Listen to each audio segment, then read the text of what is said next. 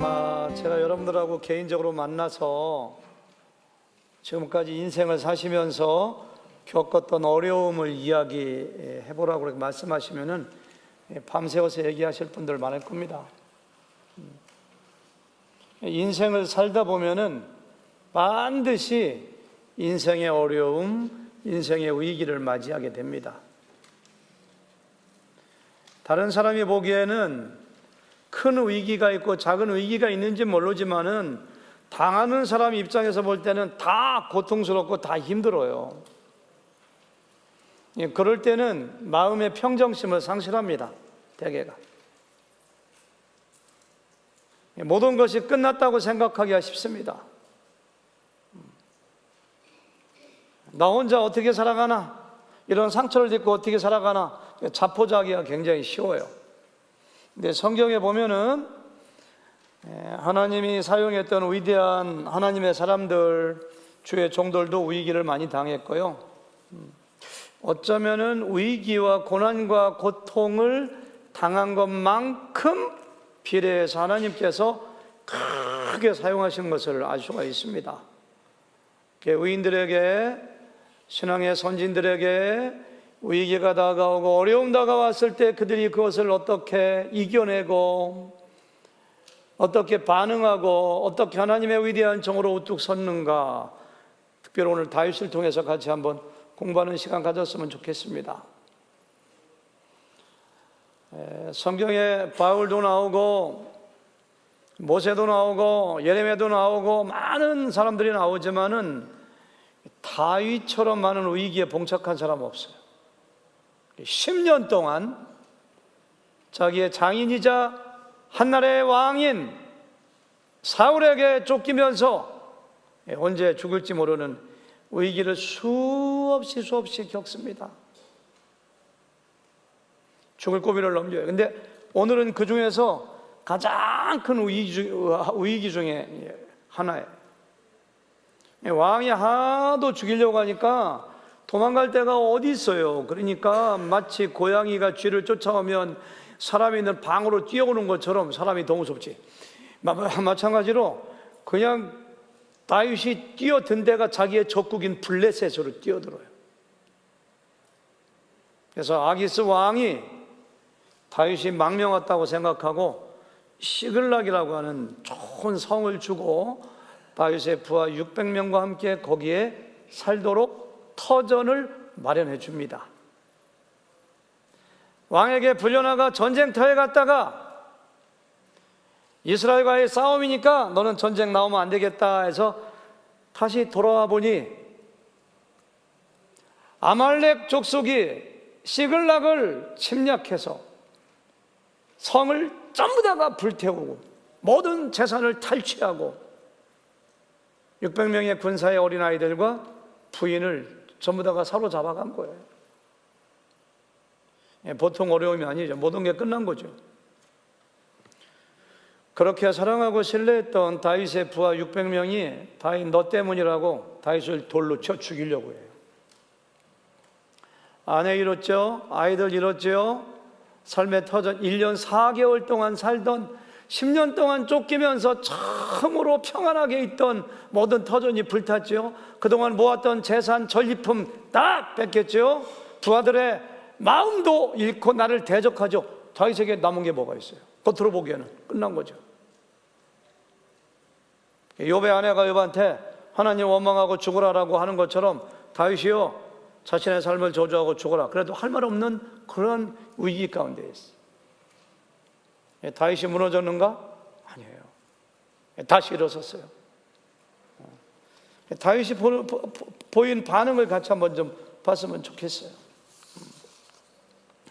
첫 번째, 다윗은 모든 것이 끝나고 모든 것이 잃었다고 생각되는 상황 가운데서 하나님의 숨겨진 은혜, 하나님이 남겨주신 은혜를 바라볼 수 있는 마음의 눈, 영적인 눈이 있었습니다. 다윗의 부하들은 없어진 걸 바라봤어요. 삶의 터전이 불탔습니다. 모든 재산은 탈취당했습니다.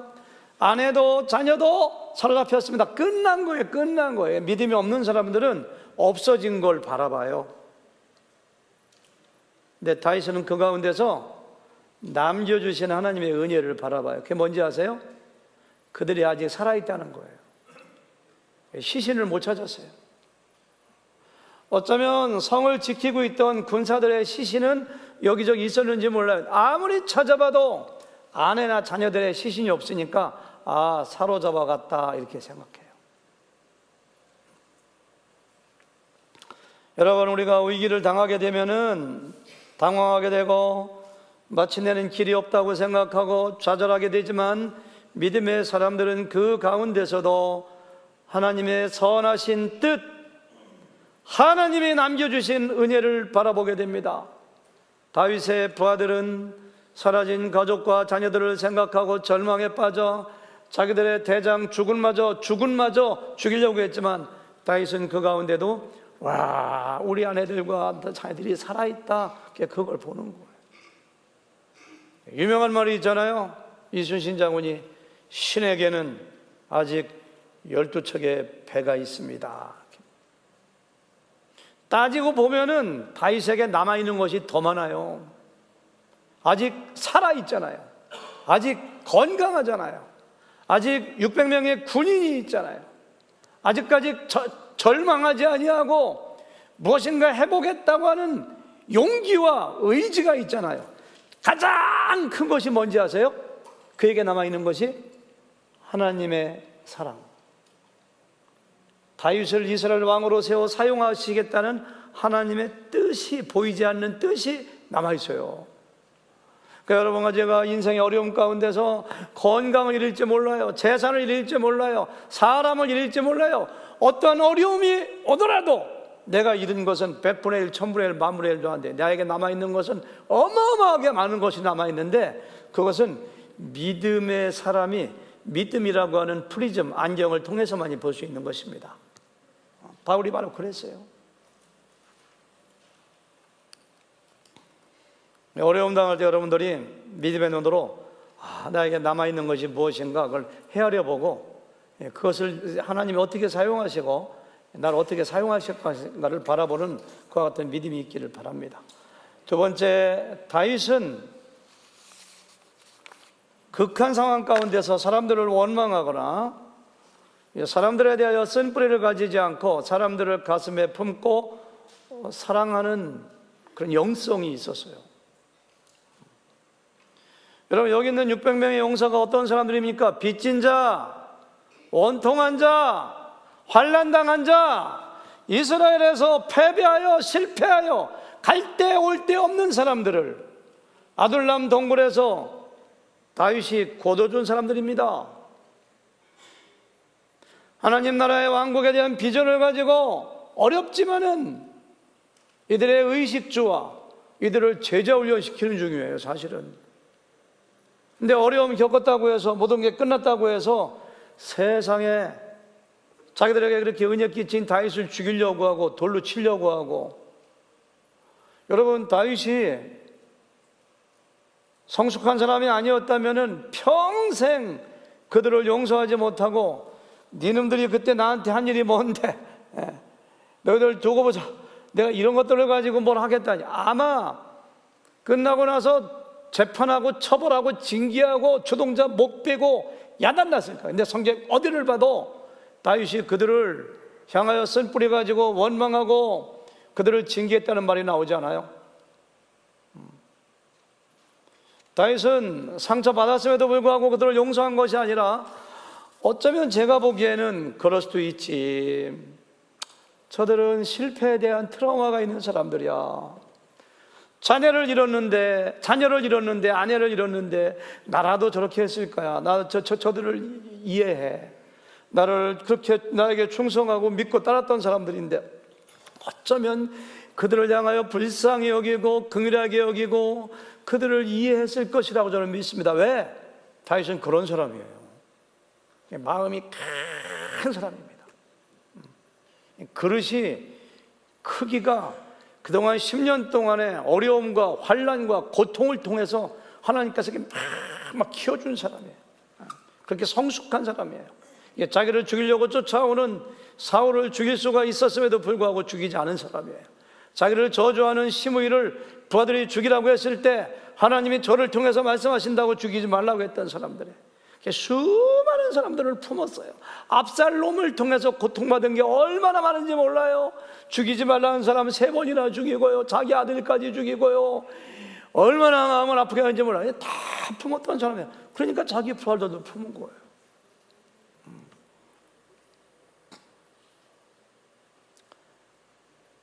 하나님께 쓰임받는 사람은 사람들을 용서하고 사람들을 가슴에 품는 그런 영성을 가져야 돼요. 목자직을 감당하다가도 목원들에게 상처받으면 안 돼요.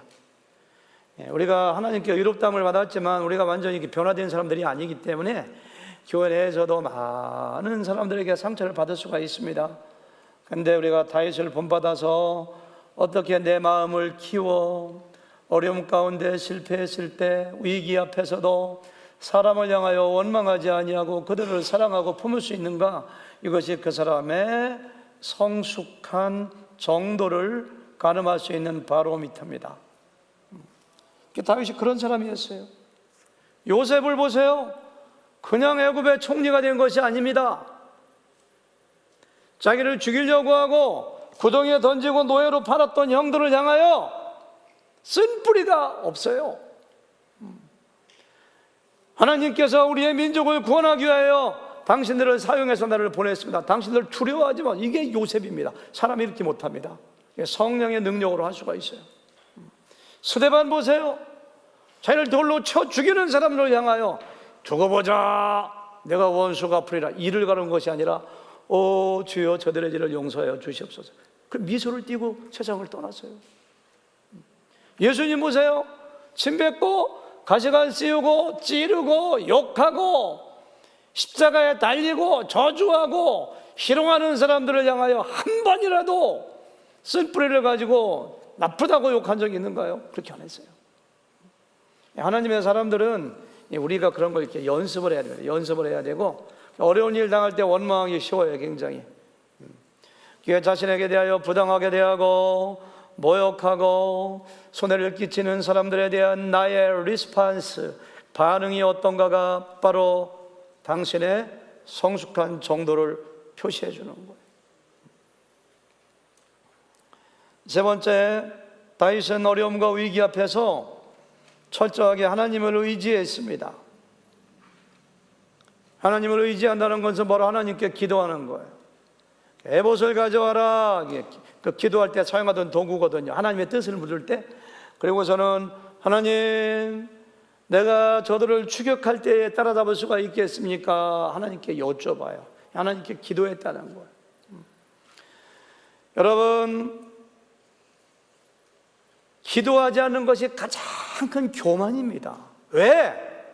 기도하지 않는 것은 하나님의 도움이 없어도 내가 할 수 있다고 생각하는 것이기 때문에. 반면에 기도하는 것은 하나님 앞에서 가장 큰 겸손입니다. 왜? 하나님의 도움이 없이는 제가 아무것도 할 수가 없습니다. 이것이 바로 저는 기도라고 생각합니다.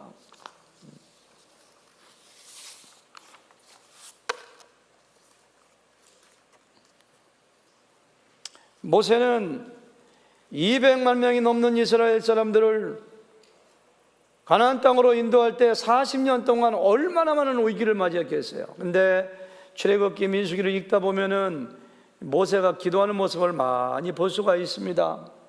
모세가 백성 앞에서 엎드렸더라. 백성 앞에서 잘못했다고 빌은 것이 아니라 백성들이 뭐라고 막 돌로 치려고 하면 그냥 팍 엎어져서 그냥 기도해요. 기도. 모세가 해망문에서 엎드렸더라. 모세가 여호와 하나님 앞에서 엎드렸더라. 이스라엘 백성들이 모세를 원망하고 돌로 치려고 하며 한 장관을 세우고 애굽으로 되돌아가자고 할 때도 땅에 엎드렸더라. 정탐꾼들이 돌아와 부정적이고 하나님이 기뻐하지 않는 것을 보고할 때, 그리고 백성들이 모세를 치려고 할 때 땅에 엎드렸더라. 물이 없다고 불평하고 원망할 때 땅에 엎드렸더라. 모세는 기도하는 사람이었어요. 기도하는 사람. 예수님께서 십자가에 달리시기 전 땀방울이 핏방울 되도록 열심으로 기도하신 것은 우리에게 기도의 본을 보이신 것입니다. 저는 목회하면서도 어떤 때는 날마다 위기를 느껴요. 제가 부족해서 위기를 느끼고 악한 영과의 싸움이기 때문에 어떤 때는 재물을 하려다가 너무 안 되면은 결국은 문득문득 기도밖에 없어. 하나님이 하셔야 돼. 목회하면서 기도를 안 할래야 안 할 수가 없는 거예요. 여러분들 목자하다가 목녀하다가 제자훈련 교사하다가 자녀들을 양육하다가 가정에 어려움이 있을 때 정말로 하나님께 도움을 구하며 기도해 본 적이 있는가요? 그래서 기도할 때 하나님께서 내가 도로 찾으리라, 다윗에게 그 말씀해 주셨어요. 내가 건강을 잃었느냐 그러면은 열심히 기도할 때 내가 건강을 도로 찾으리라 이렇게 말씀해 주실지 몰라요. 내가 애써 모은 재산을 하루아침에 다 잃었느냐, 내가 더 좋은 걸 주리라 이렇게 말씀하실지 몰라요. 하나님은 응답하시는 분이기 때문에. 네가 오해로 인하여 친구를 잃었느냐, 하나님께서 위로해 주실지 몰라요. 더 좋은 친구를 주리라, 내가 신뢰를 회복하게 해주리라. 네가 용기를 잃었느냐, 기도할 때 하나님께서 용기를 주십니다. 여러분, 우리가 열심히 기도하여 잃어버린 것을 회복하고 하나님을 새롭게 경험하는 놀라운 역사가 여러분과 저 가운데 있기를 바랍니다. 다윗은 기도하면서 한 가지 새로운 것을 깨달았습니다. 하나님께서 시글락을 불태웠다는 것입니다. 왜냐? 다윗이 블레셋 시글락에 거하는 것은 하나님의 뜻이 아닙니다. 시글락은 다윗이 하나님의 뜻에 관계없이 자기가 자기 임의대로 마음대로 거주하는 성입니다. 현실에 안주하고 자기가 편하게 살고 블레셋 아기스 왕에게 구걸하여 얻은 성입니다. 그리고 이곳저곳에서 노략질하여 전리품으로 가득 채워놓은 성입니다. 하나님 보시기에 하나님의 뜻과 아무런 상관이 없어요. 하나님 보시기에 다윗의 삶에 다윗이 자기의 사명을 이루는데 아무런 유익이 없는 성이 바로 시글락 성입니다. 그 성을 하나님은 불태우세요. 다윗은 앞에 나오는 28장 29장 보면요, 시글락 성에 있는 1년 4개월 동안 기도했다는 기록이 한 군데도 없어요. 장사는 잘 돼서 돈은 잘 벌리고 승진도 되고 좋은 집도 사고 자녀도 잘 되고 걱정이 없어요. 근데 하나님에 대한 사모하는 마음이 없어요. 하나님에 대한 기도도 끊어졌어요. 말씀도 끊어졌어요. 봉사도 헌신도 끊어지고 하나님과 무관한 삶을 살고 있다면 거기가 바로 당신의 시글락입니다. 하나님은 떠나라고 하세요. 거기를. 하나님의 뜻은 다윗이 이방 나라인 블레셋의 시글락에 머물려 필부터 사는 것이 아니라 거기를 박차고 나와 이스라엘의 왕이 되어 하나님의 사명을 감당하는 것입니다. 이게 30장인데요 31장 사울이 죽고요, 1장에 보면 다윗이 사무엘하 1장 2장에 보니까 왕 되는 대목이 나와요. 거기 나와야지 왕이 되죠. 나와야지 하나님의 사명을 감당하죠. 하나님은 그걸 불태우세요. 제가 세 가지 말씀드렸습니다. 첫째는 아무리 어렵고 다 망한 것 같아도 하나님의 숨겨진 은혜가 더 많습니다. 어려움 당할 때 그걸 꼭 기억하셔야 돼요.